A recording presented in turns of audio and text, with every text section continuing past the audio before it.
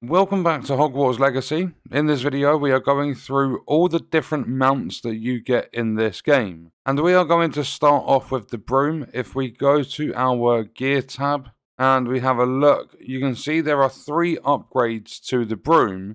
And one thing to pay attention to be very careful with, is if we go into the different appearances that I've got for the Broom. So we've got, there are a few different ones. You've even got the Silver Arrow. If you have a look, the Hogwarts House Broom, I have 3 of them. And if we go into Hogsmeade and we come into the shop, we speak to Elby, you'll see that I can buy it again. So it's going to cost 600 gold. I'll buy it. So we purchase, we come out, and his stock should be empty.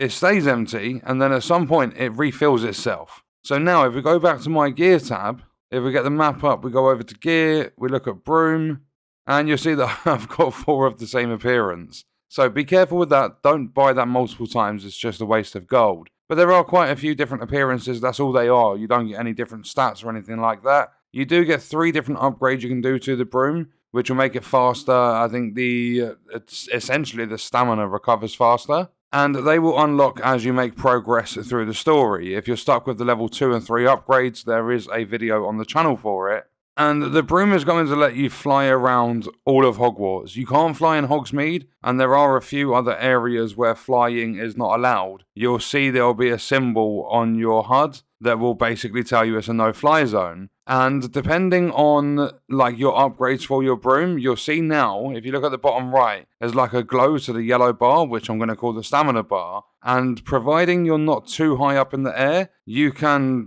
you basically have unlimited boost. And another really cool thing about the Broom, if we land quickly, I jump in the water, or I dive into the water, it doesn't matter where you are in the water. If I hold my left bumper and press B, you can mount your Broom directly from the water, which I think is really, really handy. So that was a look at the Broom mount. It's the very first one you get into the game.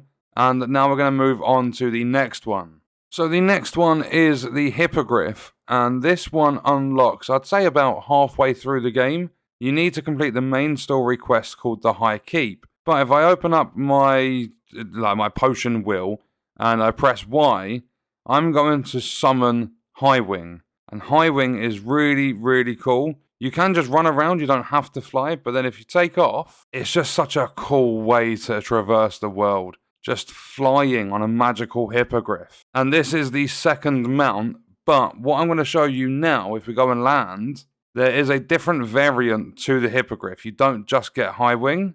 So the other mount, the other Hippogriff, is Caligo. I believe that's how you pronounce it. And this is a black version of the Hippogriff. And I'm not sure if this comes with the standard edition of the game or if it's deluxe, but it's tied to the pre-order. So if you haven't got this now, you will never be able to get it unless they do something like Star Wars Jedi Fallen Order, where they release the pre-order content to everyone over time. But it's exactly the same as Highwing, just the black version of it. Caligo is a really cool mount as well. And it all just comes down to personal preference, whether you want to fly on Highwing or Caligo. Very, very fun flying mounts. They are amazing. And as I said, Caligo is tied to the pre-order of the game. You can't get Caligo any other way. Then we have the third and final flying mount. This one is tied to either purchasing the digital deluxe edition of the game, or if you purchase the Dark Arts pack, which is sold separately. And this one is a Thestral. This one is known as Sepulchria, and very, very similar to the Hippogriff, just like a standard flying mount. Very, very cool though. The Thestral can only be seen by people that have witnessed death. So very, very cool to fly around, but as I said, you've either got to have the Dark Arts pack, which is sold separate, or you have to get the digital deluxe edition of the game. And the exact same as the Hippogriff, the Thestral flying mount is going to unlock after completing the High Keep main story quest.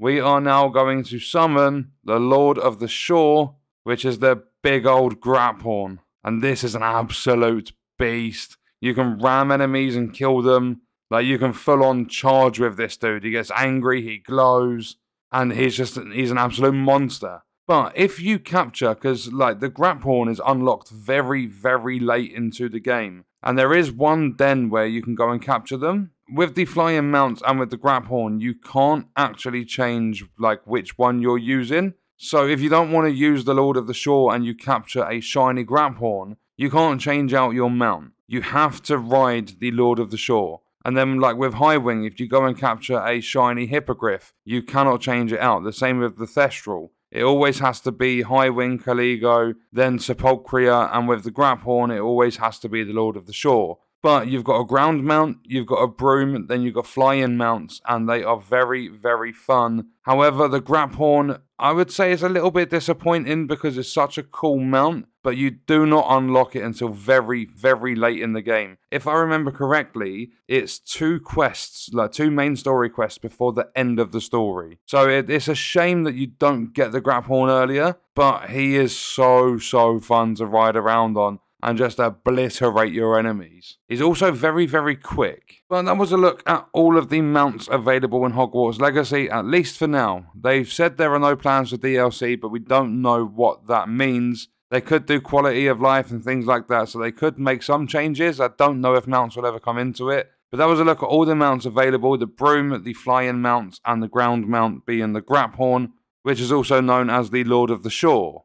And remember, the Broom is the earliest. The fly-in mounts are after the High Keep main story quest, then after Sandbakar's trial, 2 missions before the end of the main story, you get the Graphorn mount. And that is going to do it for this video. Let me know your thoughts and stuff about Hogwarts Legacy in the comments. And check out this video if you want to see other content on the channel. I will see you in the next one. I hope you guys enjoyed it. Thank you for watching.